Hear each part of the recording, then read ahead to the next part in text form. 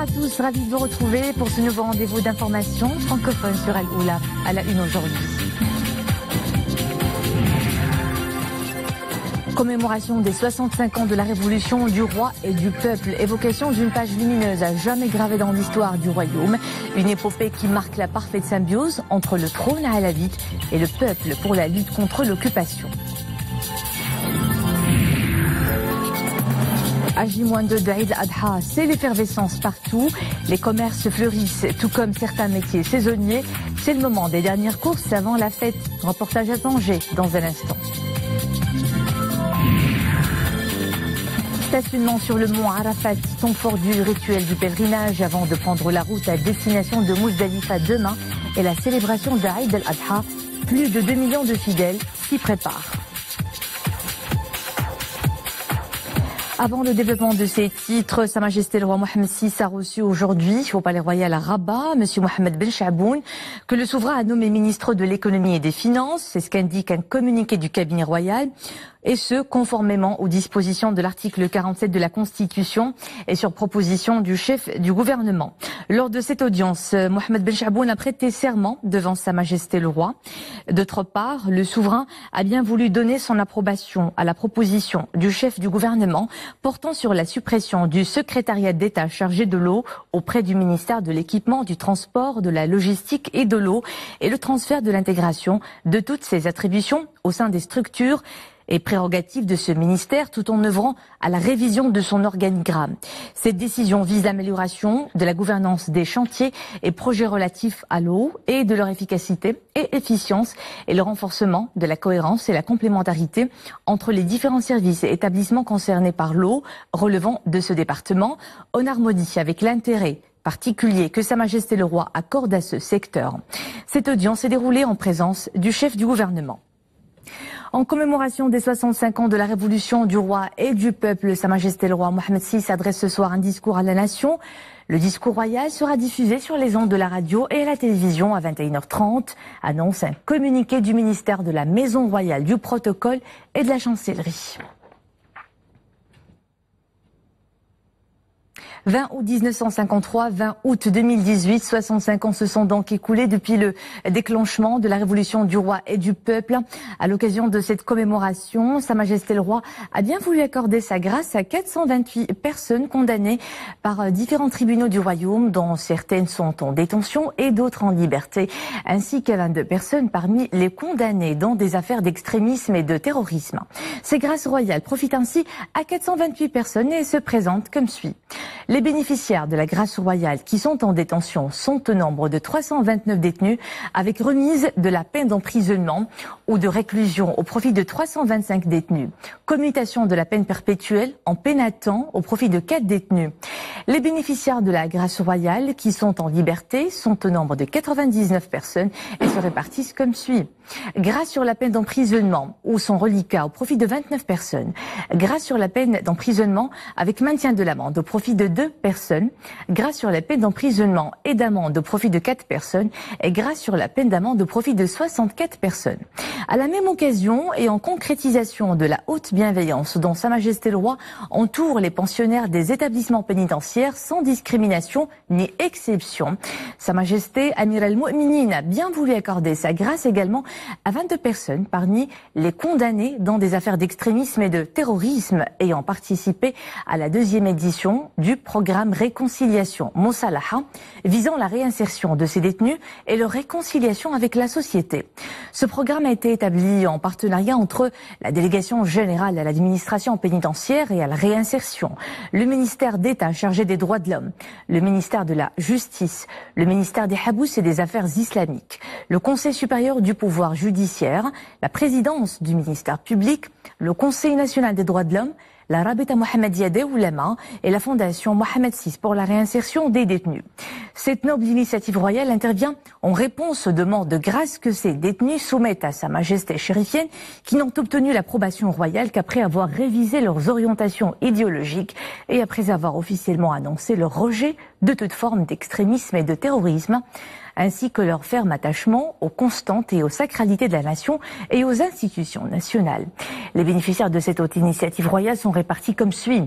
Grâce sur le reliquat de la peine d'emprisonnement au profit de 17 détenus. Commutation de la peine perpétuelle en peine à temps au profit de 3 détenus. Enfin, remise de la peine d'emprisonnement au profit de 2 détenus.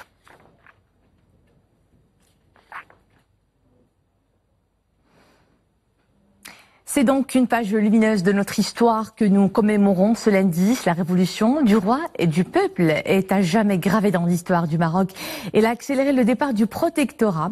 Ce soulèvement populaire renvoie à tout un symbole, l'unité d'une nation autour de son roi légitime, feu Sa Majesté Mohamed V. Nesrine Ozdar évoque pour nous les temps forts de cette lutte qui a permis au royaume de s'affranchir du joug de l'occupation. La révolution du roi et du peuple, un événement qui restera dans l'histoire du royaume comme étant l'étincelle qui a fait naître la flamme de la résistance nationale et accéléré le départ du protectorat. Ce jour-ci, les Marocains se sont réveillés sur une annonce aussi fracassante qu'inattendue. Le souverain légitime du Maroc, feu Sa Majesté Mohamed V, venait d'être déporté par les autorités coloniales françaises. Il faut dire que celle-ci était de plus en plus dépassée par la situation. Le palais ayant fait cause commune avec le mouvement nationaliste pour plaider l'indépendance du Maroc.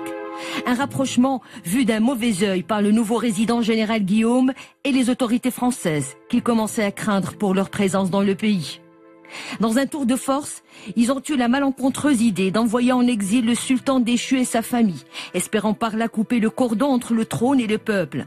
Mais la déportation du sultan, d'abord en Corse, puis à Madagascar à partir de 1954, a eu le contraire de l'effet escompté. Excédé par cette atteinte flagrante au symbole de la souveraineté et de l'unité nationale, la réaction des Marocains ne s'est pas fait attendre. Du nord au sud, des milliers de Marocains sont descendus dans les rues pour manifester leur rejet de la politique du fait accompli de l'occupant et leur révolte contre Mohamed Ben Arafat imposé par la force et qui ne faisait manifestement pas le poids face au roi déchu. Après l'exil de feu Sa Majesté Mohamed V, nous nous sommes fortement mobilisés et nous avons affiché un front uni pour trouver une issue et surtout une nouvelle forme de résistance. C'est ainsi que la révolution du roi et du peuple a débuté.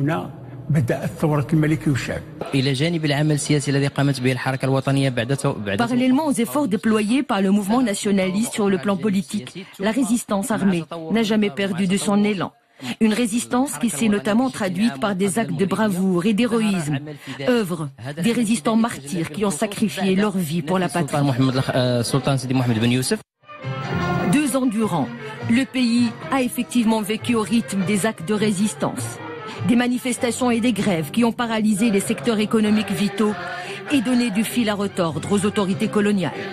En désespoir de cause, les autorités françaises négocient dès 1955 avec le sultan exilé des modalités de son retour à la mère patrie et de l'indépendance du Maroc.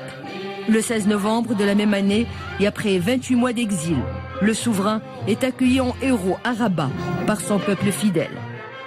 En étroite coordination avec le mouvement nationaliste, feu Sa Majesté Mohamed V a mené le combat de l'indépendance jusqu'au bout. Le flambeau de la libération a été porté par la suite par feu Sa Majesté Hassan II pour le parachèvement de l'intégrité territoriale du royaume. Depuis son accession au trône, Sa Majesté le roi Mohamed VI n'a eu de cesse d'œuvrer pour consacrer les piliers d'un état de droit et de hisser le Maroc parmi les grandes nations dans un cadre de symbiose entre l'ensemble des catégories du peuple marocain.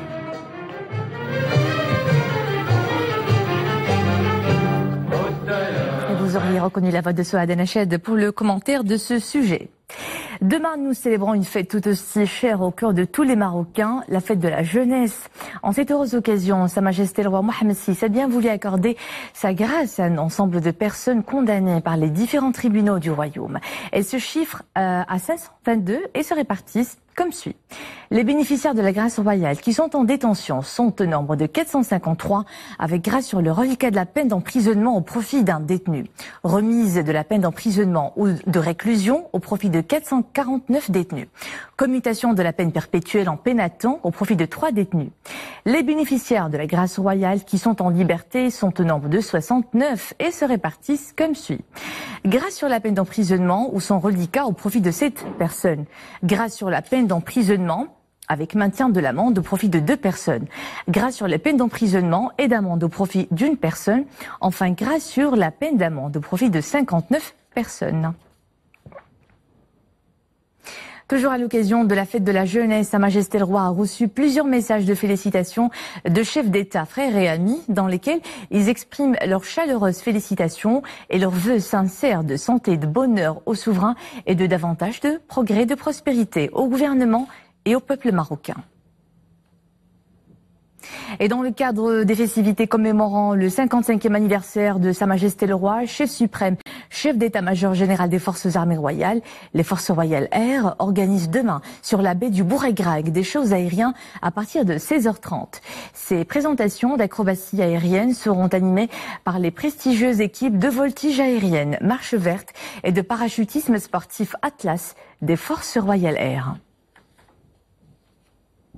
Signalons ce message royal de félicitations adressé au président de la République de Hongrie, János Áder, à l'occasion de la fête nationale de son pays. Un seul projet de loi à l'agenda du Conseil de gouvernement tenu aujourd'hui sous la présidence de Saadil Atmani. Il s'agit du projet de loi 44-18 relatif au service militaire. Ce texte a été présenté par le ministre délégué chargé de l'administration de la défense nationale. Lors de cette réunion, le chef du gouvernement a souligné que l'exécutif a œuvré inlassablement pour mettre en œuvre autant que possible son programme, notamment dans les secteurs sociaux auxquels il accordait une attention toute particulière. Il s'est concentré en particulier sur le domaine économique en accordant la priorité à l'industrie et à l'effort de restructuration, mais aussi à la réforme de l'administration et la lutte contre la corruption, en plus des efforts consentis pour soutenir la compétitivité de l'économie nationale et encourager l'entreprise marocaine pour qu'elle joue son rôle dans la production de la richesse et la création de postes d'emploi. Partout dans les marchés du royaume, c'est l'effervescence. Outre la vente des moutons, plusieurs commerces fleurissent à l'approche d'Aïd al-Adha. L'heure est aux dernières courses qui dopent l'activité des commerçants permanents, mais aussi celle des métiers saisonniers. C'est un reportage à Tanger signé Anissa Boumendi, Saïd Najih et Mounia Marouche. L'effervescence est palpable et les préparatifs de la fête commencent à se faire ressentir. Le marché central de Tanger est un véritable festival de couleurs et de senteurs. On s'approvisionne en produits alimentaires largement consommés pendant le rituel du sacrifice. Les épices et les ustensiles liés à l'Eid sont les stars de cette festivité. Le mouton acheté, il reste les épices et les fruits secs comme les abricots pour les repas de l'Aïd. Sans oublier bien évidemment quelques ingrédients pour la préparation des gâteaux. Chaque année, nous trouvons du plaisir à nous procurer les ustensiles nécessaires, notamment pour faire des barbecues. Les prix sont accessibles. Des ustensiles de cuisine, mais d'autres produits foisonnent pendant cette période festive. Mais à côté de ces vendeurs, un aiguiseur propose ses services. Cette année, les clients sont nombreux à acheter le matériel de grillade. Le prix est convenable. Cela se passe bien dans l'ensemble. Flâner et faire les bonnes affaires, tout le monde trouve son compte. Les commerçants se frottent les mains et les consommateurs se délectent de leurs achats. Cependant, la modération reste le maître mot pour que la fête ne rime pas avec gaspille et frénésie d'achat. D'une seule voix et au lever du soleil, plus de 2 millions de pèlerins musulmans invoquent ce lundi la clémence de Dieu sur le mont Arafat lors d'une journée de prière qui marque le temps fort de ce grand rassemblement religieux. C'est sur ce mont que le prophète Sidi Mohammed a prononcé son serment d'adieu aux musulmans qu'il avait accompagnés pour le pèlerinage à la fin de sa vie. À la tombée de la nuit, les pèlerins retourneront sur la plaine de Mousdalifa pour se préparer demain à la fête d'Aïd al-Adha. Le déplacement des pèlerins marocains vers Mina s'est déroulé en toute quiétude, rassure le chef de la délégation officielle pour le pèlerinage, Mohamed Sajid, et d'ajouter que l'état de santé des fidèles est rassurant.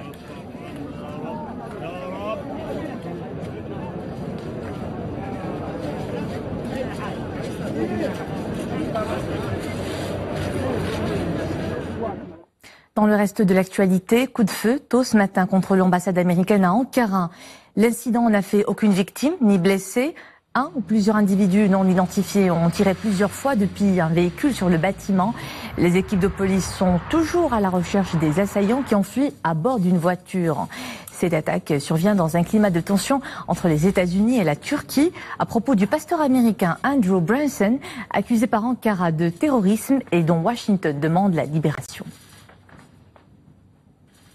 Après 8 ans d'une crise financière qui a failli entraîner dans son sillage toute la zone euro, la Grèce achève ce lundi son 3e et dernier programme d'aide. La question de la dette, elle, n'est pas réglée. Le pays est en meilleure santé économique, bien que marqué par 8 ans d'austérité. En 2017, le chemin de la croissance a été quand même retrouvé avec une progression de 1,4% et 4 trimestres consécutifs en hausse. Le chômage est redescendu sous la barre des 20%. Grand moment d'émotion ce lundi pour les familles des deux Corées. Séparées depuis la guerre entre 1950 et 1953, des dizaines de familles vivant au nord et au sud de la péninsule coréenne se retrouvent enfin. Ils ont pu pénétrer dans la partie nord de la zone démilitarisée qui divise la péninsule. Les retrouvailles se prolongent jusqu'à mercredi. Les participants passeront environ 11 heures avec les membres de leur famille sous la supervision d'agents nord-coréens avant de devoir se séparer à nouveau.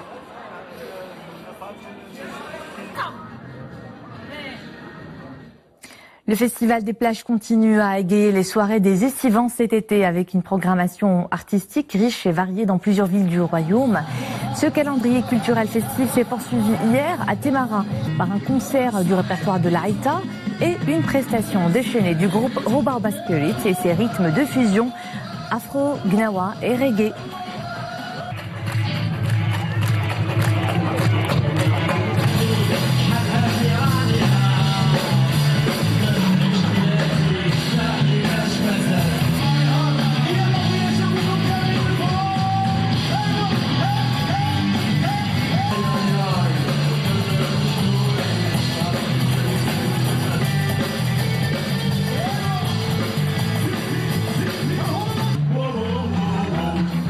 Et c'est la fin de ce journal. Merci à vous de nous suivre. Demain, c'est Nisséléna Ouzda que vous retrouvez à 19h. Je vous dis à bientôt.